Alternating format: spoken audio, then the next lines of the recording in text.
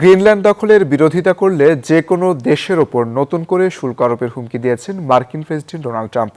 শুক্রবার এমন হুঁশিয়ারি দিয়ে ট্রাম্প বলেন, অঞ্চলটি গোল্ডেন ডোমের মতোই যুক্তরাষ্ট্রের নিরাপত্তার জন্য অপরিহার্য। অন্যদিকে যে কোনো হুমকি মোকাবিলায় এরই মধ্যে অঞ্চলটিতে সেনা উপস্থিতি বাড়িয়েছে জার্মানি, ফ্রান্স সহ একাধিক ইউরোপীয় দেশ। আকাশে রণকৌশল চালিয়ে নিচ্ছে ডেনমার্কের ধুরন্ধর F-35 যুদ্ধ বিমান। প্রশিক্ষণে যুক্ত হয়েছে ফ্রান্সও। শুভ্র তুষারে ঢাকা বিশ্বের বৃহত্তম দ্বীপ গ্রিনল্যান্ড রক্ষায় একাট্টা পশ্চিমাদের সামরিক জোট ন্যাটোর সদস্য দেশগুলো। সামরিক বল প্রয়োগ করে হলেও গ্রিনল্যান্ডের নিয়ন্ত্রণ চান মার্কিন প্রেসিডেন্ট ডোনাল্ড ট্রাম্প। এতে সম্ভাব্য হুমকি মোকাবিলায় ডেনমার্কের স্বায়ত্তশাসিত অঞ্চলটির প্রতিরক্ষা ব্যবস্থা জোরদারের সেনাও পাঠিয়েছে জার্মানি, ফ্রান্স সহ একাধিক ইউরোপীয় দেশ। তবে শুধু যুক্তরাষ্ট্র নয়, পরিস্থিতির সুযোগে রাশিয়া যেন নতুন হুমকি হয়ে উঠতে না পারে সেদিকেও নজর সেনাদের।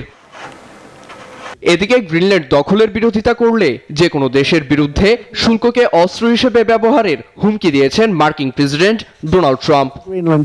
নিরাপত্তা ইস্যুতে আপোষ করবে না। গ্রিনল্যান্ড নিয়ে যুক্তরাষ্ট্রের পরিকল্পনার বিরোধিতা করলে আমি দেশগুলোর উপর নতুন শুল্ক বসাবো। অঞ্চলটি দখলের তাৎপর্য নিয়ে ন্যাটোর সঙ্গে দেন দরবার চলছে বলেও জানান প্রেসিডেন্ট ট্রাম্প। গ্রিনল্যান্ড প্রসঙ্গে ন্যাটোর সঙ্গে আলোচনা হচ্ছে। অঞ্চলটি ছাড়া জাতীয় নিরাপত্তায় আমাদের বিরাট ফাঁক থেকে যাবে। গোল্ডেন ডোমের মতোই এটি অপরিহার্য। অন্যদিকে নুক সফরে আছেন যুক্তরাষ্ট্রের 11 সদস্যের একটি প্রতিনিধি দল।